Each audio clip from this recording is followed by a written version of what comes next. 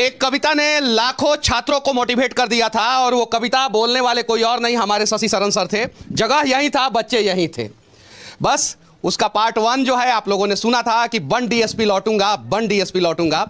अब वो लड़का जो है कविता सुनने के बाद डीएसपी बन गया है और उसकी कहानी जो है शशि शरण सर फिर कविता के माध्यम से इन्हीं बच्चों के बीच में हम लोगों को सुनाने वाले हैं।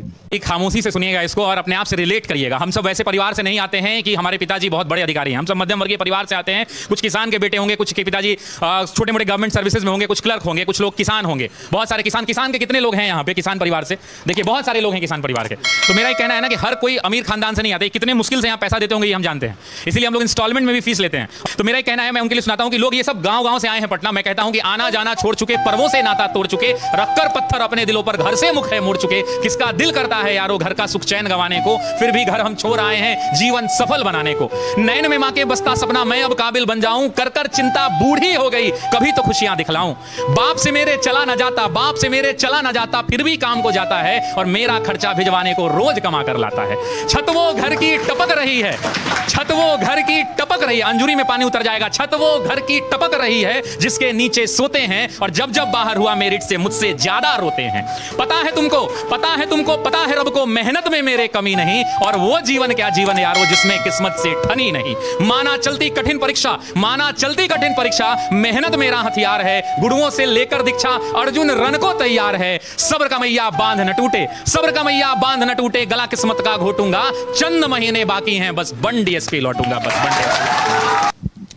सर वो पंक्तियां मैंने कही थी, उसके बाद आज मैं कह रहा हूं कि बाप खींचता रिक्शा मां मांजती थी बर्तन, बाप खींचता रिक्शा मां मांजती थी बर्तन, खुद से आंख मिला ना पाता तोड़ दिया मैंने दर्पण, उस टूटे दर्पण में मुझको मेरी टूटी किस्मत दिखती थी। मैया मेरी सबसे छुपकर हर रात सिसक कर रोती थी।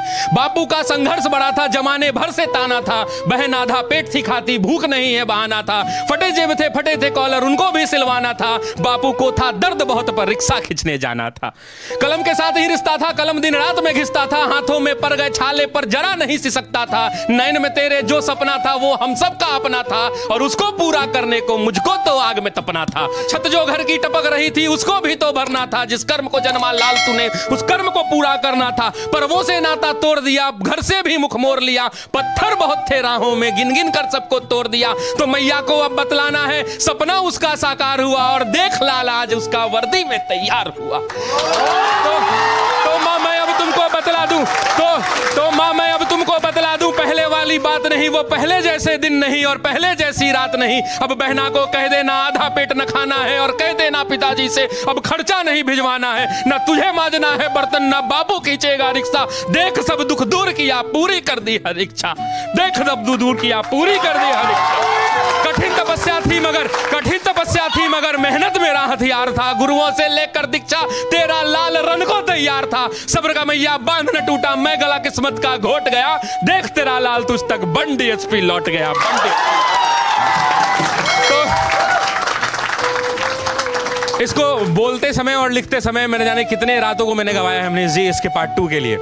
और बस उम्मीद यही है कि ये छात्र जो गांव-गांव से निकल के आते हैं, कितने लोग इसमें किसान के बेटे होंगे मैं नहीं जानता, ये ऐसी कमरों में बैठकर पढ़ रहे हैं क्योंकि इनके माँ बाप जो है खेत में इस भरी दोपहरी में बैठकर हल जोत रहे हैं। ये वैसे परिवार के बच्चे हैं, तो इनका दुख दूर करना है, इनको पढ़ना होगा और इनको पढ़ने के लिए अगर किसी चीज की आवश्यकता पड़ेगी तो मैं खड़ा हूं, खड़ा